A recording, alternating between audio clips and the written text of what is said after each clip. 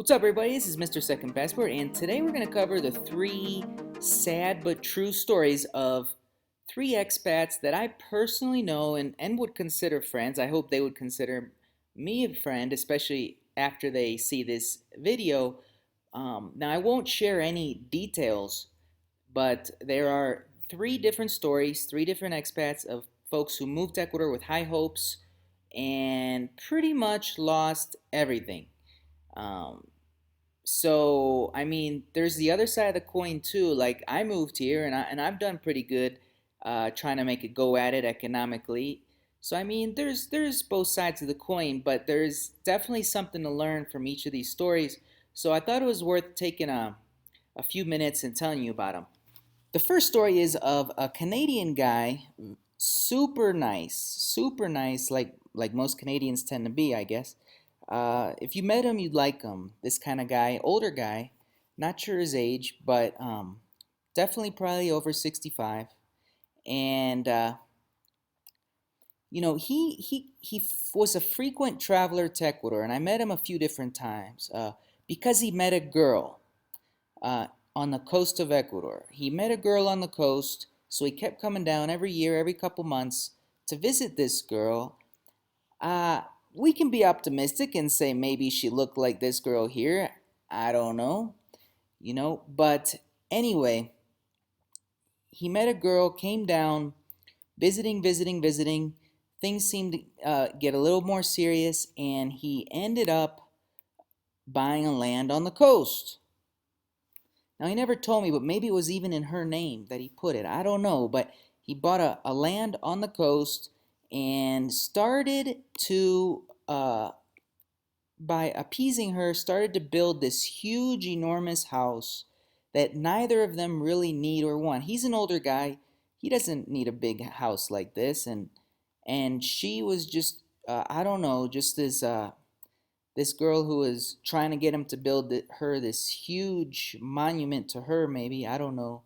Uh, but the last I spoke to him, he was, I spoke to his friend, and he said he was doing really bad emotionally and economically, and this house was just a huge money pit for him, and he was not doing good at all, and probably regretting the day that he ever came to Ecuador in the first place. And then, lastly, what I didn't mention is then as they were building this house, then her family got involved, started asking him for handouts and money, and they started falling in, like we say here in Ecuador, like paracaidistas, or they were parachuting in.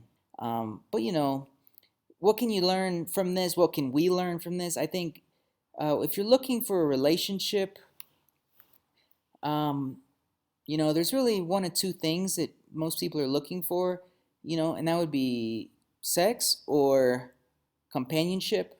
I mean, this is my simplified way of looking at it. It may or may not be true, but if it's sex, I hate to say it, but there's in all of these Latin American countries, there's much less expensive ways to get that, if you know what I mean. The other option, companionship, you might want to consider going for someone a little closer to your age. Um, you know, and I think you can find a really good person here in Ecuador that likes you for you. The next story is about two. It's a totally different thing thereafter. Two younger Canadians, probably in their early 40s, um, who moved to Ecuador with high hopes on their head, on their minds of achieving, starting their own business and achieving economic freedom here in Ecuador. They saw Ecuador like a land of opportunity, and in my opinion, it is. But like anything, things can go good, things can go bad. So they came here, and I thought they did everything right by taking a few months to just kind of scope the place out, think. Not They weren't really sure what they wanted to do. Learn the language. They took some language courses, and they actually got pretty good in Spanish pretty quick. Um, and then they got the idea finally, because they knew pizza. They could do a really, really good pizza, better than any pizza available here, what they thought, in Ecuador. And testing it myself, I would have to say they were right. It was amazing, amazing pizza. And so they found a place in the valleys of Quito, and they opened the store, and they had to remodel the whole place to their liking, and that was several $1,000s. And buy all the pizza ovens and all the equipment, also thousands of dollars. And they finally got started, and they were in business for just a few months until they started to realize it wasn't going like they planned. And they actually started to resent their Ecuadorian clientele because all they ever did, the Ecuadorians, was ask for discounts and stuff, and they didn't appreciate their actual product, the pizza itself, and they actually kind of took offense to that. So, as you can see here, their market that they chose here, the valleys of Quito, there were so many pizza places in the little area that they picked. They ended up closing down after 3 months. So, and what I would have done is maybe chosen a smaller market, maybe a smaller market with a good amount of tourists in it, like maybe a town on the coast. Your costs, your rent, your lease is going to be way cheaper. They would probably still be in business now, even if they weren't there themselves. It's almost a joke what you can pay in some of these smaller towns. And if they have a decent tourist population, people that would appreciate, foreigners that would appreciate this amazing foreign style pizza, they might have done a lot better. And a lot of the locals, you kind of have to understand their culture. A lot of Ecuadorians, they love rice with every meal. If they don't have rice, it's not a meal. And a lot of Ecuadorians don't eat pizza. One. And two, if they do, they usually like the brand names, the Papa John's, the Domino's, to kind of show off to their friends. It's kind of a status thing. I would have been a fish in a smaller pond instead of one of many fishes in a bigger pond. The third story of expats that I personally know, being in and out of Ecuador for almost 10 years now. So, this isn't a very frequent thing that expats just strike out like this in Ecuador, but unfortunately it does happen. And you stay here long enough, you meet these stories, you hear these stories, and it's unfortunate. So there was a young lady that I met from the U.S. this time, and who came down to Ecuador to, like most people, buy a house on the beach. And she found one that she liked, a beautiful beach house on the south coast of Ecuador, and she ended up paying pretty much everything she had for the house, which was $45,000-$50,000, something around there. And she bought the house. The seller gave her the papers that he had, and then he kind of disappeared. And then she went with the papers to register. She paid the guy, and she did hire a lawyer for the process, but the lawyer turned out to be incompetent. The lawyer was someone specialized in like immigration stuff and things like that, which is actually quite easy.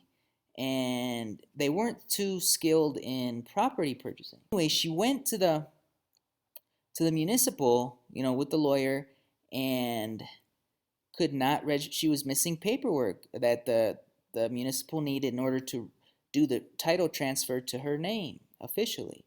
And the seller kind of disappeared, and the lawyer kind of disappeared too after charging most of her fee up front and pretty much not doing any work. And then she ran into this issue of not being able to register the house that she already paid in full for, and she had a big problem that dragged on and dragged on and dragged on. And I kind of lost touch with her, so I don't know if she ever resolved it, but big problem. So how can you avoid this? I would say first you have to know how lawyers work in Ecuador. They're all kind of general practice, and they'll tell you they can do anything, but really they can't. And you got to find one that has a lot of experience in exactly what you want to do, like buy a property. That helps a lot. Also, what I would have done is I would have done some personal legwork. This is why you really shouldn't buy just online a property in Ecuador. It's not as easy as in the States. You don't have escrow companies that can make sure everything's in check before transferring the money over to the seller and things like that. So what I would have done is find the property, ask for the paperwork or a copy of it, go myself to the municipal and see verify that the person selling me the property was the rightful owner of the property at the certain, each property in Ecuador has a tax ID number or predio. And you can find out if that person who's selling you is the rightful owner as registered in the municipal, and you can then ask them specifically, as well as in the registrar, the property registrar, what exactly do you need in order to register a property, and you can make sure you have that before paying. And I would even go one step further if you're unsure yourself, and or the seller, and start the registration process before you even transfer the money. And if you can pay them after the whole registration process is complete, even better. But not many sellers will go for that in Ecuador. It's kind of a lot of risk for them. Don't want to buy a problem.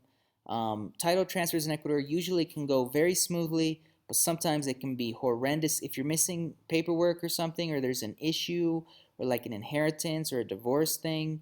You might just want to walk away, because the title transfer can be very, very excruciatingly long and difficult in some specific instances. So that's it. I'm Mr. Second Passport. I'll talk to you later.